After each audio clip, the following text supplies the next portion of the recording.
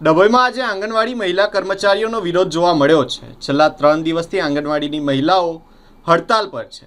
ત્યારે આજે ડભોઈના એપીએમસી મેદાન ખાતે પહોંચી ભારે સૂત્રોચ્ચાર કરીને પોતાનો વિરોધ નોંધાવ્યો છે। તેમની માંગણીમાં તેમને વેતન વધારાની સાથે જ એપ્લિકેશનમાં સુધારા કરવાની પણ માંગ કરી છે। છેલ્લા ઘણા સમયથી આંગણવાડી કાર્યકર બહેનો તેમના વેતન વધારાની માંગણીને લઈને મુશ્કેલીનો સામનો કરી રહી છે। ખાસ કરીને સરકાર દ્વારા આપવામાં આવેલી એપ્લિકેશનમાં કામગીરી સરળ ન હોવાથી તેઓને રોજિંદા કામમાં અડચણ ઊભી થઈ રહી છે।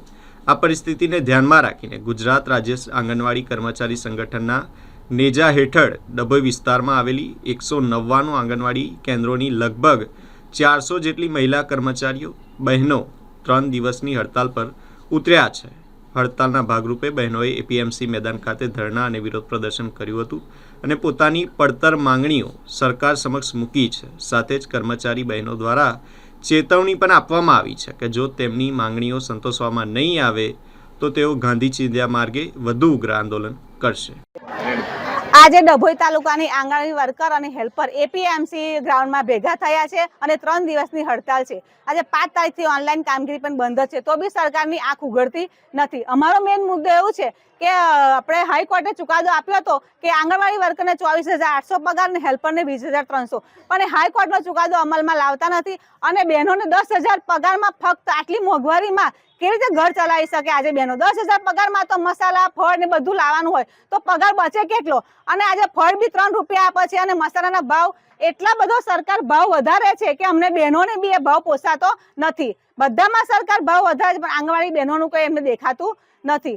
આજે બહેનો કંટાળી ગઈ છે અને કંટાળીને આજે આ ઉગ્ર આંદોલન પર આવી છે અને જો સરકાર આ માંગણી સંતોષે નહીં તો હજુ બી વધારે ઉગ્ર આંદોલનમાં આવીને મેદાને રણચંડી બનીને ઊભી રહેશે બહેનો।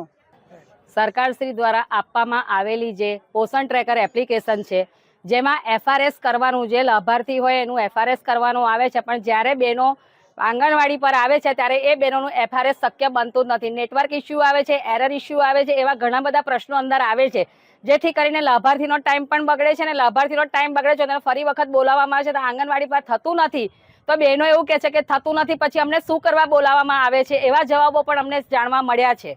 અને ત્યારબાદ હમણાં એવીટી આંગણવાડી માટે મૂકેલી સરકારી જે એપ્લિકેશન છે એની અંદર આંગણવાડીમાં 25 થી 30 બાળકો આવેલા હોય છે, પણ એમની એવીટીમાં 10 થી 15 બાળકો બતાવે, કોઈ વખત 17 બાળકો બતાવે, એમાં પૂરતા બાળકો પણ બતાવવામાં આવતા નથી। અમે સરકારશ્રીને એટલું જ કહીએ છીએ કે અમે કામ સાથે બંધાયેલા છે, પણ અમને જે કંઈ તમને વસ્તુ આપો છો એ વસ્તુ અમને સારી ચાલે કે નેટવર્ક એનું પકડાય, બહેનોને તકલીફ ના પડે। અમે સવારથી 9:30 આંગણવાડી પર હાજર થઈએ છીએ પણ અમારું 3 વાગ્યા સુધી પણ આ કામ પૂર્ણ થતું નથી।